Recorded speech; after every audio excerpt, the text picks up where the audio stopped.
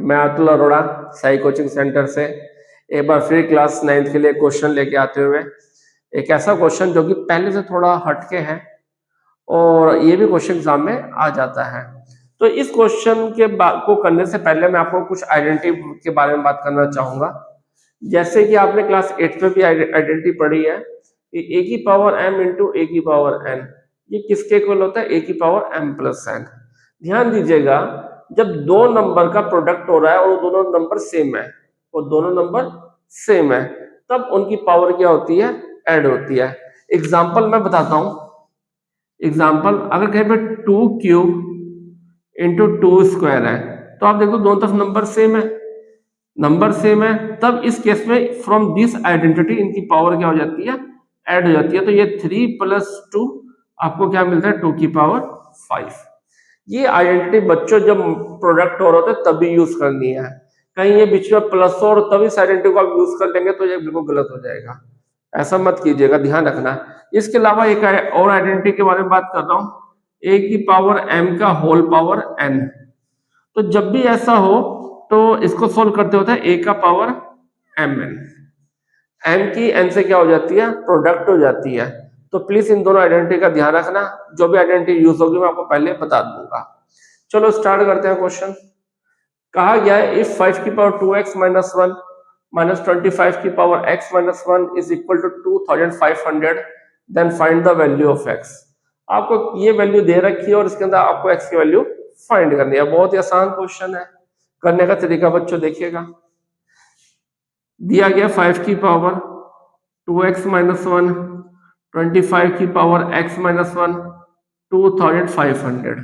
करेंगे कैसे? आपको जैसे मैंने अभी बताया कि जब दो नंबर सेम होते हैं तो उनकी पावर क्या होती है? ऐड होती है, और ऐसे ये सब्ट्रैक्ट भी होती है। तो क्या मैं ये 5 की पावर 2x माइनस 1 को ऐसे ले सकता हूँ? 5 की पावर 2x इंटू 5 माइनस 1 लिख सकता हूं। अगर मैं दोनों को प्लस करूंगा, दोनों की प्रोडक्ट करूंगा फ्रॉम दिस आइडेंटिटी, तो क्या बन जाएगा? 5 की पावर 2x माइनस 1, ऐसे माइनस 25 को क्या लिख दूंगा? 5 का स्क्वायर, और ये आ जाएगा x माइनस 1। आई होप यहां तक बात आप लोगों को समझ में आ रही होगी। आफ्टर दैट 5 की पावर 2x, 5 की पावर माइनस 1। अब इस 2 की मल्टीप्लाई मैं इस आइडेंटिटी से बाहर कर देता हूं। 2 की मल्टीप्लाई दोनों से होगी, 5 की पावर 2x माइनस 2 1 जा 2, बच्चों ये आ रहा है 2500। आफ्टर दैट 5 की पावर 2x, 5 की पावर माइनस 1। अब इसको भी थोड़ा मैं खोल के लिख देता हूं, 5 की पावर 2x इंटू 5 की power minus 2 is equal to 2500। अब आप ध्यान देखिए, 5 की पावर 2x, 5 की पावर 2x दोनों तरफ कॉमन है, कॉमन है तो कॉमन को मैं बाहर ले लेता हूं। यहां बचेगा 5 की पावर माइनस 1, यहां 5 की पावर माइनस 2, और बच्चों क्या मिल गया? 2500। अब आगे सॉल्यूशन क्या करना है? बहुत आसानी से हो जाएगा ये। 5 की पावर 2x, 5 की पावर माइनस 1 है तो इसे क्या ले सकता हूं? 1/5। 5 की पावर माइनस 2 है, इसलिए लिख दूंगा 5 square is equal to 2500। After that 5 की पावर 2x, अब ये 5 को मैं 5 रहने देता हूं, ये 5 का स्क्वायर कितना हो जाएगा बच्चों? 25, और ये हो गया 2500। फिर इसके बाद 5 की पावर 2x, यहाँ पे एलसीएम कितना ले लूंगा? 25, 5 5 जा 25, 1 में मल्टीप्लाई होगा 5, 25 1 जा 25, यहाँ मल्टीप्लाई होगा 1, ये मैंने एलसीएम लिया, ये 2500। अब बच्चों ये होता है 5 की पावर 2x, 5 में से 1 माइनस होगा तो 4/25। इसको मैंने मैक्सिमम सॉल्यूशन कर रहा हूं।